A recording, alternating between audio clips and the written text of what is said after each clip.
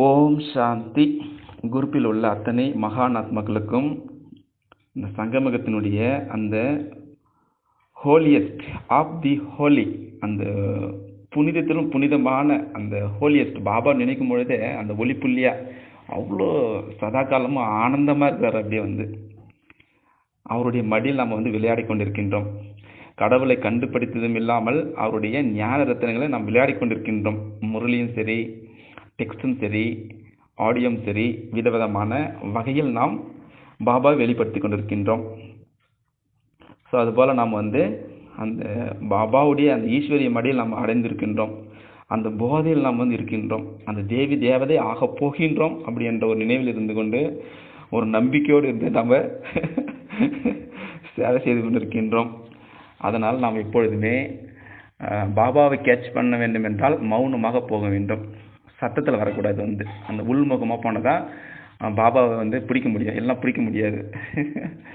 So அந்த வகையில் அந்த ஆன்மீக அந்த நறுமணத்தை கொண்டு வர வேண்டியதாக இருக்கிறது இப்பொழுது. அதனால் நாம் எப்பொழுதுமே முரளி படிக்கும்பொழுது நெக்ஸ்ட் என்ன அப்படியே முரளி படிக்கும்போது அந்த 5 சொரூபமும் அப்படியே அந்த ஆத்மாக்குள்ள அப்படியே பதியணும். அப்படியே அனாதி, ஆதி, மத்திய, பிராமணம், பரிசா, இப்படி அந்த முரளி எடுத்தாலே அப்படியே அந்த சொரூபத்தில் இருக்கணும். நம்ம அப்படியே பரந்தாமது கண் முன்னாடி இருக்கணும். சத்தியுக்கும் கண் முன்னாடி இருக்கணும். அப்படியே நம்முடைய பூஜை சொரூபம் அப்படி கண் முன்னாடி நிற்கணும். அப்படியே நம்முடைய சம்பூர்ண சொரூபம் நம்ம முன்னாடி நிற்கணும். நம்ம எதிரிலே நம்முடைய பரிசா சொரூபம் பார்க்கணும். அந்த நிலை கொண்டு வர சொல்கின்றார் பாபா. கொண்டு வரலாமா? கொண்டு ஆக வேண்டும். அதனால் நாம் எப்பொழுதெல்லாம் நேரம் இருக்கின்றதோ பாபாவிற்கு அவருக்கு என்னென்ன ஸ்ரீமத் இருக்குதோ அதையெல்லாம் முழுமையாக பயன்படுத்தி நாம் சொர்க்கத்தில் போக போகிறோம் அப்படி என்ற அந்த நினைவில் நம்பிக்கையோடு இருந்து முழுவதுமாக கடைசி வரைக்கும் நாம் அந்த பாபா கொடுக்கக்கூடிய அந்த வழியில் நாம் நடந்து கொள்ள வேண்டும். அதுதான் இப்பொழுது இருக்கின்றது. ஸோ அந்த ஹோலியஸ்ட், அந்த ஹோலி ரொம்ப தூய்மையாக அப்படி அதுதான் பாபா ஒவ்வொரு விஷயத்தில் அந்த மனது இருக்கு பாரு, அடிக்கடி அப் அண்ட் டவுனாக ஆகிட்டே இருக்கும். அந்த நிலையத்தான் பாபா கொண்டு வர சொல்லியிருக்கின்றார். எண்ணங்கள் கொண்டே தான் இருக்கும். கடைசி வரைக்கும் ஆத்மா உடம்பு விட்டு போகிற வரைக்கும் எண்ணங்கள் கடல் அலைகள் போல் கொண்டே தான் இருக்கும். நாம் என்ன செய்ய வேண்டியதாக இருக்கிறது? அதை பக்குவப்படுத்தி அதற்கு நண்பனாகவும் இருந்து குழந்தையாக இருந்து அந்த மனதை தாமதப்படுத்தி சந்தோஷப்படுத்தி அதுக்கு பிறகு மௌனத்தில் கொண்டு வந்த பிறகு பாபா பிடிக்கலாம். ஸோ அந்த வகையில் இன்றைக்கி முரளில் அட்டகாசமாக மாய கடைசி வரைக்கும் வரும் ஆத்மாவுடைய தீபத்தை அழிக்கிறதுக்காக. அதனால் நம்ம எப்பொழுதுமே பாபாவுடைய நினைவிலிருந்து அந்த ஆத்மா தீபத்தை ஞானம் என்ற மழையில் பொழிந்து கொண்டே இருந்தால் அந்த மாயாவுடைய பலவீனத்தில் நம்ம போக முடியாது. ஸோ அதுபோல் இன்னைக்கு பாபா இன்னைக்கு அந்த புனிதத்தில் அந்த தூய்மையான ஒரு இது அழகாக சொல்லிவிட்டார். அதனால் நாம் எல்லோருமே அந்த பாபாவுடைய இந்த ஈஸ்வரிய மடியில், அந்த மடியில் தான் நம்ம இம்பார்ட்டண்ட்டு. பாபா ஒளிப்புள்ளியாகிறாரு, அப்படி எப்படி மடியில் இருக்கும்னா இருக்கும். எப்படி இருக்க முடியும்னு நம்ம நினச்சினா அவருடைய ஸ்டீமை தான் அந்த வழி. அவர் அங்கே இருக்கார். நம்ம எங்கே போனாலும் சரி சப்போஸ் நம்ம எங்கேயே வெளியூருக்கு போகிறோம், அந்த இடத்துல சாப்பாடு இல்லைனா அப்போ எப்படி பண்ணணும்? அந்த ஸ்டீமத் இருக்குது.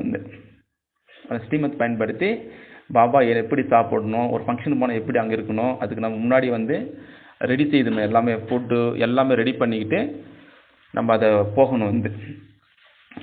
எல்லாம் பிளான் பண்ணணும். எல்லாமே ஒவ்வொரு விஷயத்துக்கும் சரி நம்ம பிளான் பண்ணால் தான் இந்த ஈஸ்வரிய மடியில் நம்ம இருக்க முடியும்.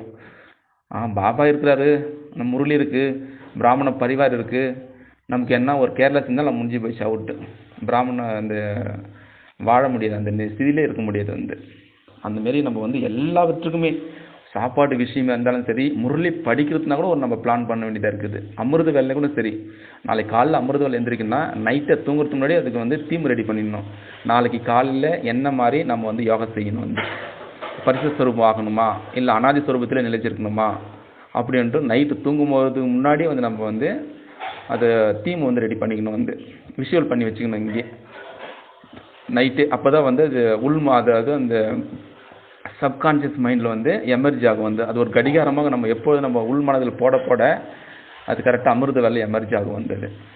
ஸோ அதனால் ஆத்மாவும் அந்த உள்முகமாக போயிட்டு நம்ம அதை பயிற்சி கொடுக்கணும். உள்முக பயிற்சி இதுதான். நிறைய ஞானங்க இப்போ கேட்குறோம், நிறைய மெசேஜ் படிச்சுன்னா கண்டிப்பாக தங்காது. எல்லாம் ஓடிடும் வெளியே. ஒரு சின்ன விஷயத்த வந்து இப்போ வந்து பாபா வந்து 36 தெய்வங்களை கொடுக்குறாரு வந்து, அதில் ஒரு தெய்வீகம் வந்து அமைதி சொரூபத்தில் இருக்க முடியுதா ஒரு நாளைக்கு செக் பண்ணணும், இல்லை ஒரு மணி நேரம் செக் பண்ணி பார்க்கணும். எந்த வித முரளி எதுவும் படிக்காத அமைதியான சொரூபத்தில் இருக்கணும். அது இருக்க முடியுதா? இப்போ வந்து நம்ம நிறைய நாலேஜ் பேசுகிறோம், குரூப்பில் இருக்கணும் சரி, எங்கே இருந்தாலும் சரி, அந்த பார்த்த உடனே வந்து அவங்க வந்து ஞானி ஆத்மா, இவங்க அன்பு சொரூபமான ஆத்மா அப்படி என்ற ஒரு நடத்தை மூலமாக நாங்கள் வெளிப்படுத்தணும் பாபா வந்து. ஸோ அது போல தான் பாபா நமக்கு இதுமாரி வந்து சின்ன சின்ன விஷயங்களை சொல்லி கொடுக்குறாரு வந்து, எப்படி இருக்கணும், அந்த சம்பூர்ணமாக எப்படி ஆகணும், பாபாவுக்கு சமமாக ஆகணும். பாபாவுடைய முரளி பாருங்கள், நேற்று கூட வாணி 87 வாணியில் சொன்ன வாணி, அப்போ சொன்ன வாணி இன்னைக்கு கரெக்டாக மேட்ச் ஆகுது வந்து. அவர் சொன்ன மகா வாக்கியம் அது நம்மளால் கொண்டு வர முடியுதா? நம்ம ஒரு செயல் செய்தால் நாளைக்கு முடியுதா? அந்த திரிகால திரைச்சி நிலையிலிருந்து நம்ம பண்ண முடிகிறதா? நம்ம ஒரு காலத்தை வச்சுக்கிட்டே நம்ம ஒன்றும் பண்ண முடியல, 3 காலத்தை வச்சு பண்ண முடியுதா? நம்ம ஒரு ஆடியோ போட்டாலும் சரி, குரூப்பில் ஒரு டெக்ஸ்ட் போட்டாலும் சரி, 3 காலத்துக்கும் உதவணும் அந்த டெக்ஸ்ட் மெசேஜ். அதுபோல் நம்முடைய சேவை இருக்கணும் வந்து பாபா அடிக்கடி சொல்லி கொண்டிருக்கின்றார். நாமும் கூட அந்த அந்த தூய்மையாக இருந்து எந்த ஒரு விஷயத்துலையும் நம்ம போடணும். ஆடியோவும் சரி, அந்த முழு அந்த சக்கரத்தை, அந்த சிருஷ்டியை எல்லாத்தையும் நம்ம பார்த்து கொண்டு ஒவ்வொரு நொடியில் நம்ம வந்து பாபாவிற்கு சமமாக பார்க்க வேண்டும்.